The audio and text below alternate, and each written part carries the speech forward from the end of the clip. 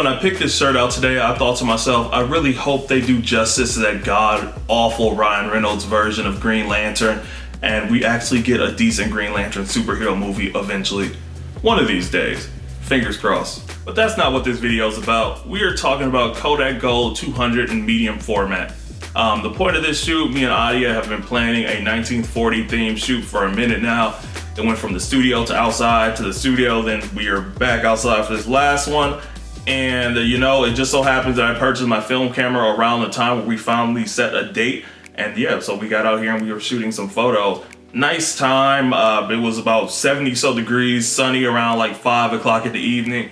And I know that Kodak Gold 200 takes a lot of light since it's a fine grained 200 ISO film. On film, just like digital photography, you are adjusting your settings on the go depending on the different type of weather and lighting conditions.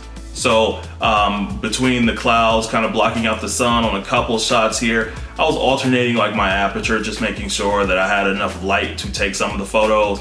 And again, like these you're seeing on the screen right now, they turned out pretty dope. I really loved using a little light pocket underneath the shaded area to highlight some of Adia as well. The light is kind of just shown. I used the light as a backlight, so I shot the Mamiya right at the light, and Adia was like that buffer in the middle of it. And I love those photos so much. Another cool thing that completely happened by accident, I've been having an issue recently in terms of wrapping up my film tightly and properly.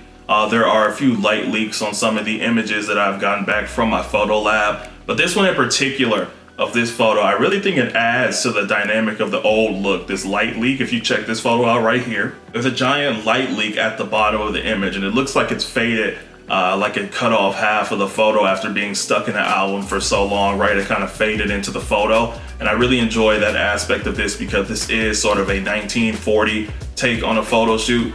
So we are looking for those vintage vibes the entire time, and again, complete accident. Some of the best photography, you know, some of the best photos happen by accident. In just my personal opinion, I really like this one.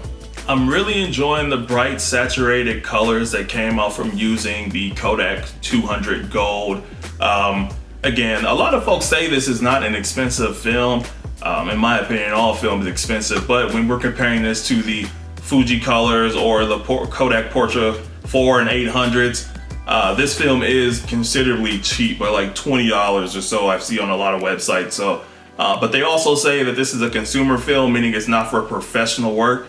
I beg to differ. I'm actually going to take this out more and use this because one, I enjoyed a lot of the images that came from this shoot we did.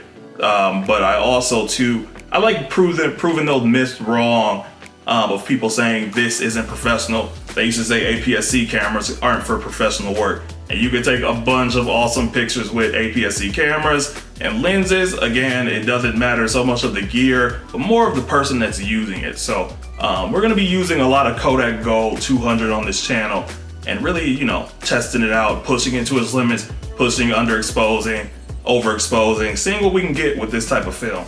As always, guys, thank you so much for watching. Let me know in the comments what you thought of the Kodak Gold 200 photos here. I appreciate you guys for watching. As always, we are having a blast with this film stuff, y'all. I'm having some of the most fun that I've ever had with photography in a long time, and I really love creating more film content. So make sure to smash that like button so we can keep this content coming, as well as click that subscribe button so you don't miss any upcoming film content.